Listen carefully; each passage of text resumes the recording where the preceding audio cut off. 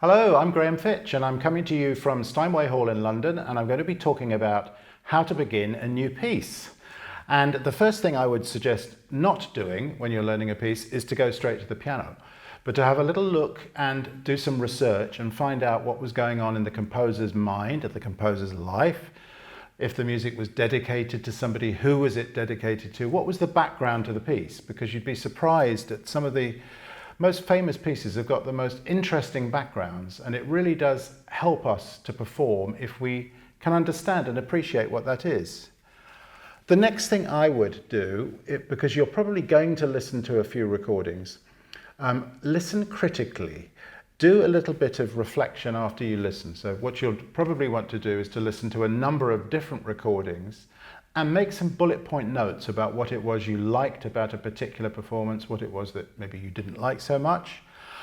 And that will help you to decide what you want to bring out of the piece for yourself. And it's a very good way of doing this, but actually writing it down and reflecting on what you heard. The next thing I advise doing is making a photocopy of the piece so that you can mark it up with your own annotations for analysis. I'm a great believer in analysis. If you know the form and the shape of the piece, write it on the photocopy. The other thing we can do a lot is to spend some time before we even begin work at the piano, taking the score away from the piano and seeing how much of it we can understand away from the piano. Most of the great concert pianists of the world do this to some extent or other, some longer than others. They don't go straight to the piano. So that's the first thing I would say. Now, the next thing I would do with a new piece, once you start going to the keyboard, you've got some idea of how you want the piece to sound, or you've got a clear idea of what the piece sounds like, would be to start off at the speed of no mistakes. And that is a tempo where you can manage the notes, the rhythms, the fingerings, and if you can, the dynamics, but that could come a little later.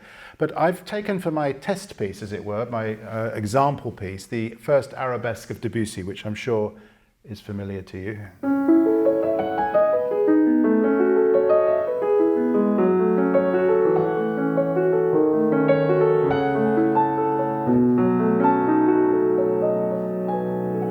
That's the introduction, which is what I'm going to look at now. I don't have time to look at more, but I'll look at the introductory 4 bars, 5 bars.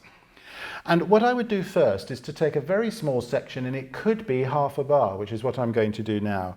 And when I play, I'm engaging what I call my PPR radar, my personalized pattern recognition radar. And I'm looking for designs in the music, shapes in the music, designs. So let's have a look and see what we've got here.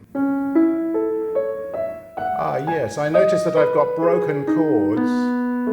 And if I look a little closer, it's a chord of A major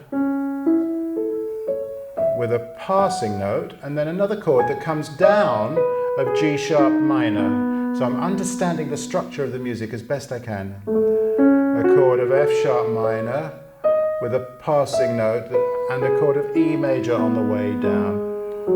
Now you notice what I'm not doing. I'm not going straight for my pedal.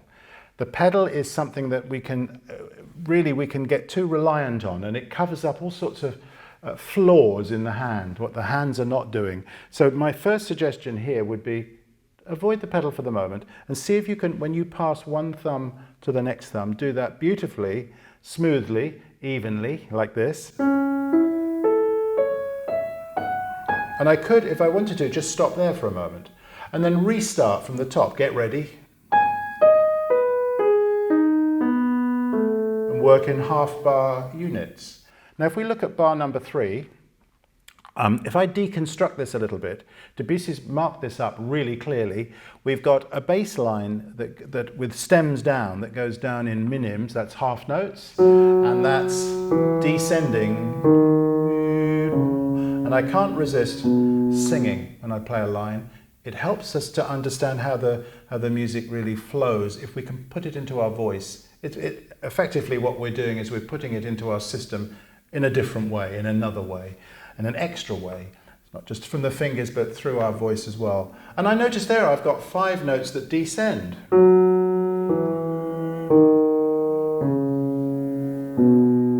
Now what else happens in the left hand? Some harmony notes.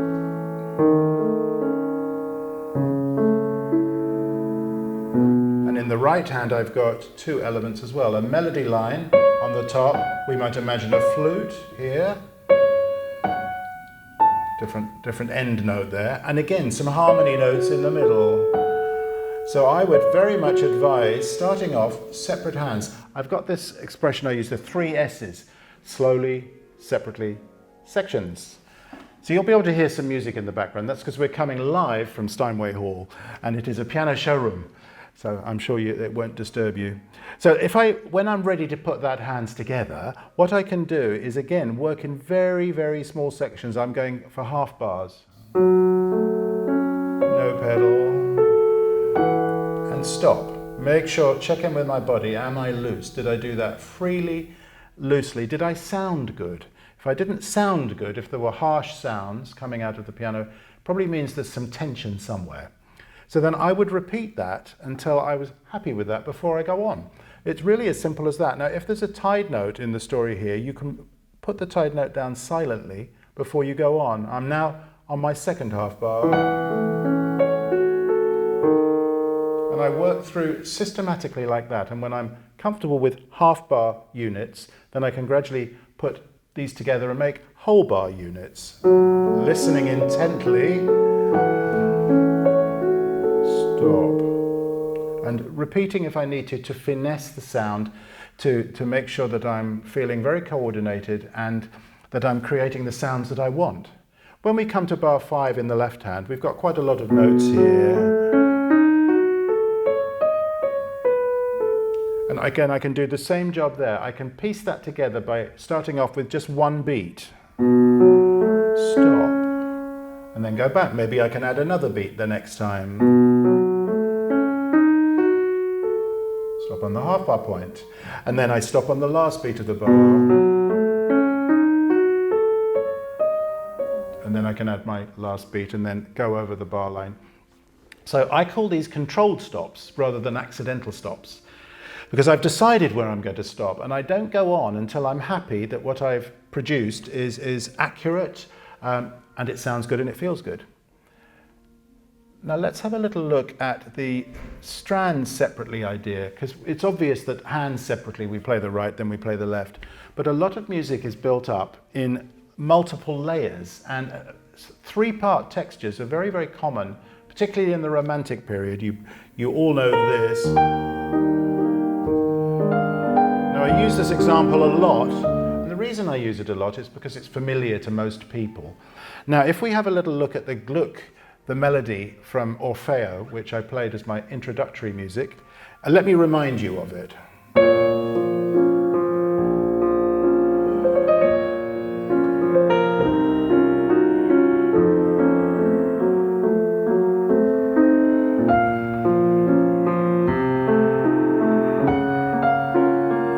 We've got a beautiful melody on the top, a bass line that moves in whole beats.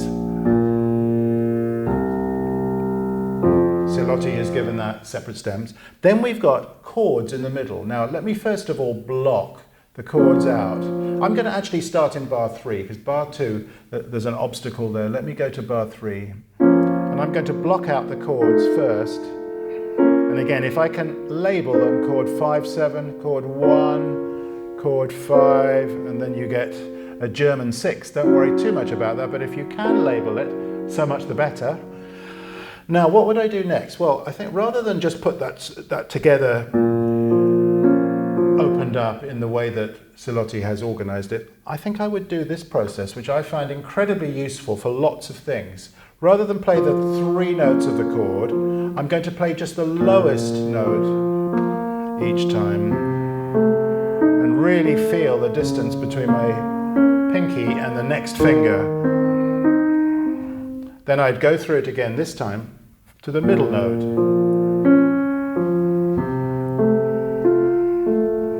And again, I'm sensitive to the feeling in my hand, to the sensation in my hand.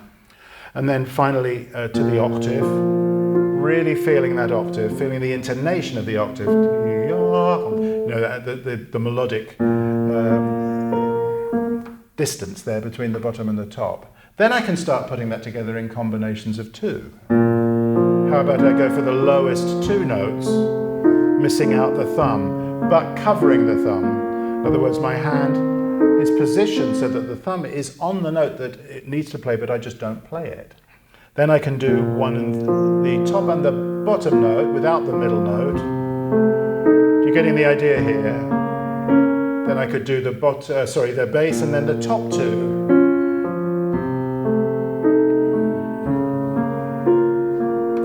And then I'm ready to put that together. And having done that preliminary work, I've got a much more secure feeling in my hand than I would have had I just started off just playing the left hand by itself. So of course we can put that together in the strands. I can play my top line against my bass line. I can play my melody line against the harmony. As blocks. And this is all really useful stuff when we're learning a new piece. The other thing I'm going to show you is, I call this the floating fermata, which is where we put an imaginary pause sign where we want. So let's say I'm beginning working on the Brahms Intermezzo Opus 119, number 1, this gorgeous piece.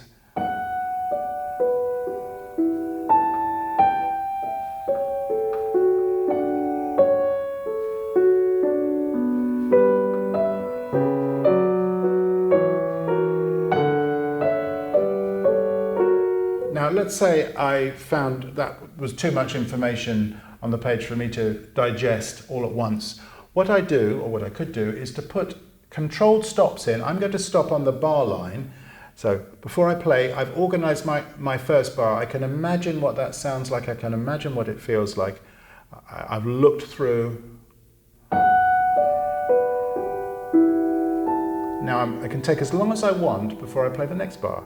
Again, I organize it. It's a little bit like the golfer, you know, no golfer ever took out a club from their bag and just swung at the ball. They stand there for a good few minutes, don't they? And I'm no golfer, but they stand there like that and get ready for what they're going to do. And then when you're ready,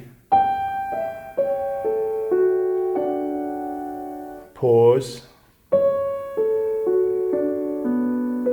And after a few repetitions of that, you'll find that the pauses get shorter and shorter. It's a little bit like scaffolding. It's useful until it's no longer useful, in which case you take it down. It's a very good way of learning with controlled stops rather than accidental stops. I hope that's given you a few ideas for learning new pieces, and I look forward to seeing you again soon. Thanks so much for watching.